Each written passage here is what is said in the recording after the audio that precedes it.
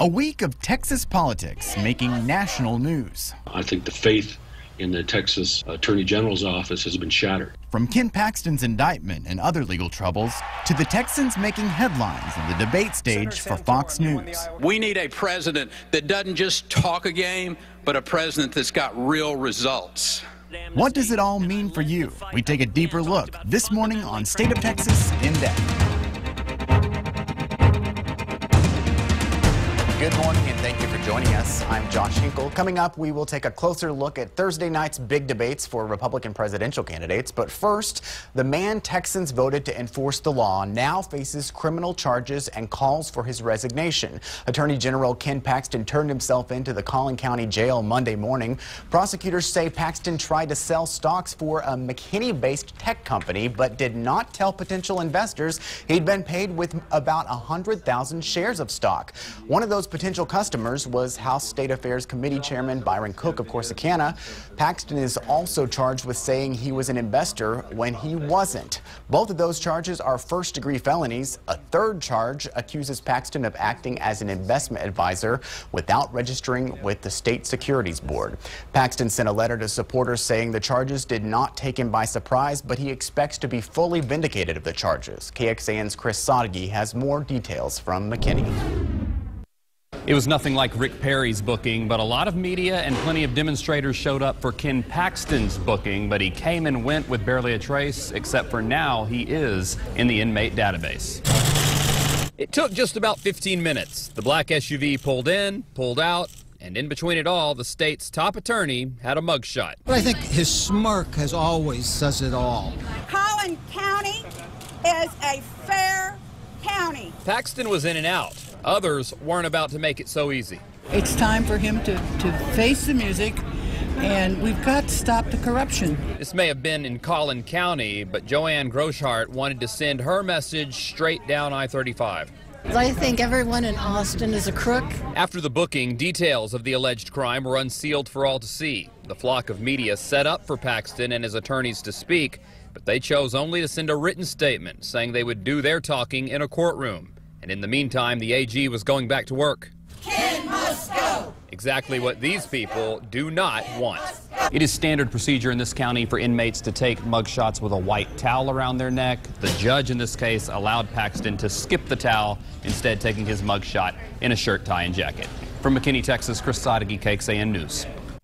The judge in Paxton's case later responded to the allegations of special treatment for the mugshot swap. Again, here is the Attorney General's mugshot from Collin County wearing a suit.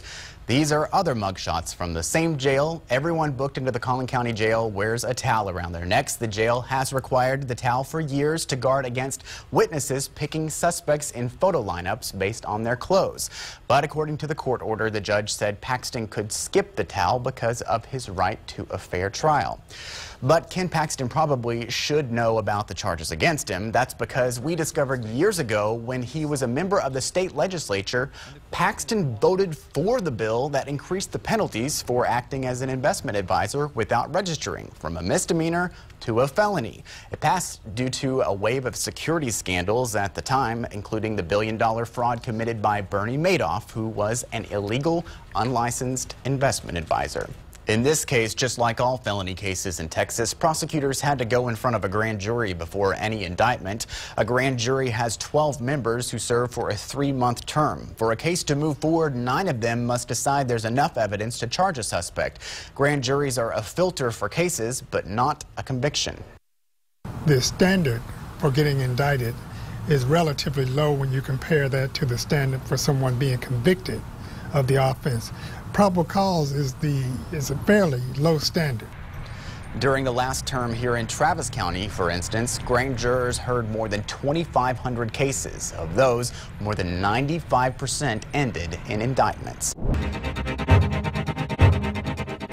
Welcome back to State of Texas In Depth. This week, the state's top lawyer, Attorney General Ken Paxton, was indicted on 3 charges, 2 of those first-degree felonies. Paxton's team has said this was all whipped up by liberal groups. This week, I spoke with Texans for Public Justice founder Craig McDonald, who filed the complaint that sparked these charges. We should get a fresh start with an attorney general who doesn't have this baggage of felonies hanging over his head. A fresh start would mean that the governor would appoint someone new. That's correct. If Ken Paxton resigned today, the governor has the power to choose a replacement. The governor, who's a Republican, and probably will appoint someone that he knows and trusts. And hopefully that person isn't a criminal, like Ken Paxton is. We're not opposed to a Republican governor picking a straightforward and honest Republican as Attorney General. We're not Democrats. We don't work for Democrats. We actually bring complaints against Democrats and Republicans alike. I think the difference with Ken Paxton is that a grand jury believes he committed 3 felonies, 2 of them first-degree felonies. So that's the difference. If he steps aside, we leave it to the good hands of the governor to appoint a replacement that will do perhaps a better job and be a much more upstanding citizen than our top law enforcement officer today. Paxton, Perry, who's next in the pipeline for your group? Well, we don't have a hit list. And actually bringing these complaints is a small, very small part of what we do. We mostly monitor the campaign finance system. We keep track of every campaign contribution, where it came from, who it went to. That's a huge job. We monitor all lobbying contracts. We publish dozens of reports every year. It's only when, in the process of our primary work, we come across something that we believe is a crime or something that is askew with the law or the reporting requirements of open government, then we file a formal complaint when we think it's warranted. But this isn't our day-to-day job, and we have no future hit list. And that wasn't all. We also had a big development this week. A federal appeals court said the Texas voter ID law discriminates against minorities. The ruling from the 5th Circuit Court of Appeals said it violates the Federal Voting Rights Act. Current state law requires you to show a photo ID before you can cast a ballot in Texas. While the ruling found the law's results discriminatory, the appeals court panel did not say the intention was to discriminate. The law will be returned to the lower court to be fixed. Republican state leaders had different reactions to the ruling, but all agreed to fight for the law. Governor Greg Abbott said in a statement it is imperative that Texas has a voter ID law that prevents cheating at the ballot box, and that Texas will continue to fight for the voter ID requirement to ensure the integrity of elections.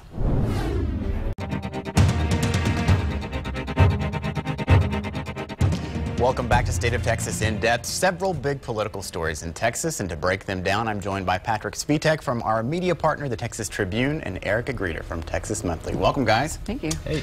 So, the debate. We got to start out with that one. Who won the debate, the primetime one, in your opinion, Patrick?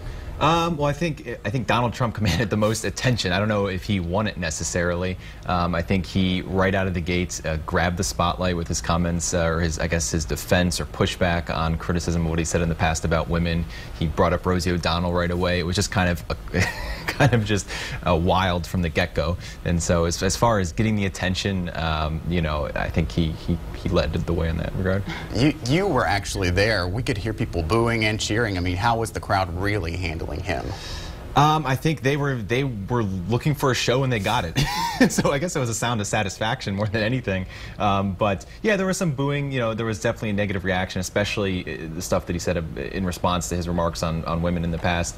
You know, not the most favorable reaction in the crowd, but it was just more than anything just the sound of people who wanted a show and got it. Yeah, and it seemed like if they weren't going up against Trump, they were talking about Hillary in both debates, really. Which is kind of ironic because I think that Hillary Clinton probably was a winner of last night, right? I think for me watching it, I thought the Fox News moderators were clear winners too. Megyn Kelly especially, who started out with Trump. But the rest, I mean, otherwise it's hard to assess because every other candidate on the stage, even Mike Huckabee, seemed very, very serious and substantive and weighty compared to Trump.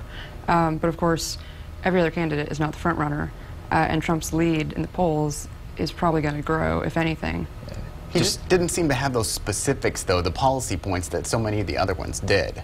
Trump, specifically? That wasn't a huge surprise, I think, and I think that's part of his appeal is, you know, there's people who are supporting him, at least for now, are not necessarily looking for somebody to be a policy wonk, but someone who's going to be plain-spoken and tell it like it is, and he's still tapping into that. We'll see, you know, what his front-runner status is like in the days to come. I don't think he necessarily hurt himself last Thursday night, but we'll see. But as you say, I mean, I thought, from that point of view, as somebody who likes that kind of thing in a candidate, I thought Marco Rubio did a great job and seemed like he was airlifted in from some other alternative reality where they're having a great debate about the future of the country, and they have great chances of winning in 2016 as a party. So.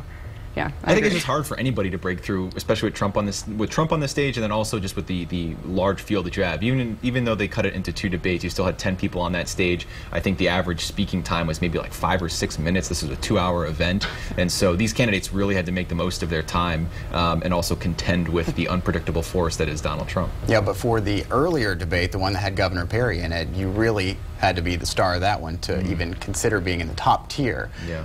Didn't seem like Governor Perry was that guy. Unfortunately, I don't think he was the star of that. I think he put in a strong performance. He was very confident. He had very few slip-ups that we saw last time around. But I think Carly Fiorina walked away from that one as kind of stealing the show. And if you look at the commentary after it and the reaction from political people after it, she was the star of that show, I think. I would agree. I thought that, again, actually, in that case, all 7 candidates on the kiddie stage gave solid performances, and Governor Perry, I thought, was solid. And substantive, and he has a long record to speak to on border security, immigration, the economy, which he managed to talk about in that context. Carly Fiorina, of course, has a record in the private sector, not in government, so she spoke more to that, but she did have a polished, poised, strong, kind of fierce performance, and that caught some attention, especially given the context, I think. Patrick, you were there. Did he really say Ronald Reagan? It sounded like Ronald Reagan, but just that moment in and of itself illustrated, just kind of this fine line that he's walking. Reporters, political commentators, his political opponents, everyone's just watching him so closely, and it's got to be psychologically just tough for him to get through some of these events, even when a slip up like that, as minor as that, in my opinion at least, draws so much attention. Well, one of the other big stories this week was obviously the indictment of Ken Paxton, our Attorney General. How do you think that that's played out for him? I mean, he was not really talking about it before, and it seems like they're not going to say much now. I think that's a safe bet. Yeah, he, it's been kind of exasperating to cover. I've been covering the developments as they develop, but it all exists in this weird situation where we could kind of predict more than a year ago that he would be investigated and probably indicted, because he admitted one of the crimes that he's now being charged with criminally to the State Securities Board. So at the time, that was May. It was between the primary and the runoff. So I mean, the voters elected him, knowing that possibility was plausible. So I think that says a kind of troubling thing about our politics here in Texas. But going forward, I would expect Paxton himself, the Attorney General, to lay low, the office to try to continue doing its work. Of course, it's a 4,000-person agency, and he's the only person who's been indicted or implicated in these charges. And I don't think we're going to see the statewide Republican leaders have a lot to say about it. Yeah, are they really supporting him right now? I mean, you haven't heard a lot of them come out and directly say anything in his defense. It seems like they're kind of waiting. Yeah, they're certainly not scrambling to defend him, and I know there's been a lot of comparisons between this and how statewide leadership and Republican leadership reacted to former Governor Rick Perry's indictment. I think the factors are a little different. It is a fair comparison in some ways, though. You look back in those, even just a few hours after Perry was indicted, you had presidential candidates coming out and defending him. You had Republican politicians here in the state defending him.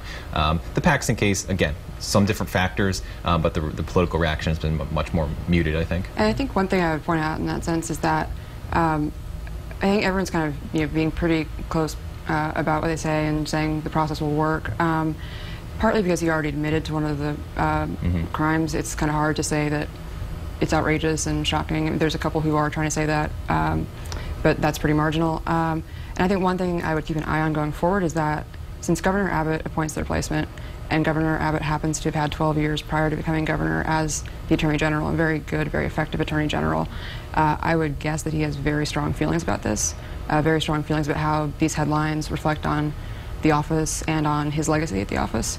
And I haven't talked to his office about it, but I would think it's a pretty safe bet that he is really not happy with these developments. Do you think he has plans in place for what's next?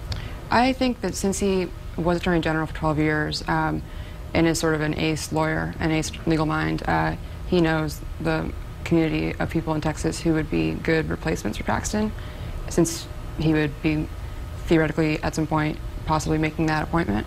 I would guess he's given them some thought and had some meetings. Another thing to watch, too, is just whether this has or will puncture the kind of public consciousness yet. I mean, it's a very technical case, even though it's been, some of these alleged offenses have been public for, months now. Not that Ken Paxton is going to be facing voters anytime soon, but I'd just be interested to talk to the average voter and see what they understand about the basics of this case, or if they're even paying attention at all. It was so funny. We were all standing outside the Collin County Courthouse earlier this week, and people who were just there for regular court business are walking by and asking us, what's going on, what's happening? And even the reporters are kind of struggling to explain this very complicated case to these, ordinary Texans. All right. Well, thank you guys for explaining it all to us. Thank you. To us ordinary Texans, right? All right, and thank you for joining us for State of Texas In Depth. Remember, you can join us every Sunday morning in the 8:30 half hour for a broader look at Texas politics. Stay tuned for Meet the Press coming up at 9. I'm Josh Hinkle. Have a great day.